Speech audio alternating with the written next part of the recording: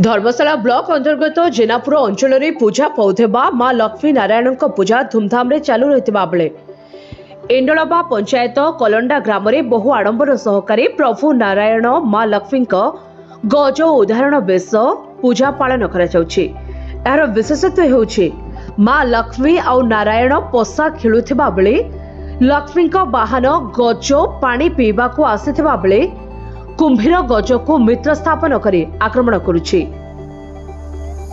गज रक्षा कर कही मां लक्ष्मी को स्मरण करिबारु मां लक्ष्मी प्रभु नारायण गरुड़ पक्षी वाहन रे बसी आसी देखिले जे कुंभीर हाथी को आक्रमण करुछि।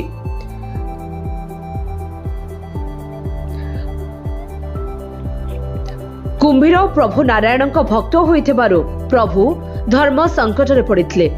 कुंभीर मित्र स्थापन करी आक्रमण करिथिबारु कुंभीर को चक्र पेशी बद्ध करी गज को उद्धार करथिले। तेबे 5-7 दिन धरी पूजा चालू रहितबा बेले बहु रीतिनीति अनुसार जारी रहिछि। सकाळ सूर्य देवतांक पूजा करबा सहित गोमाता पूजा करा जाय।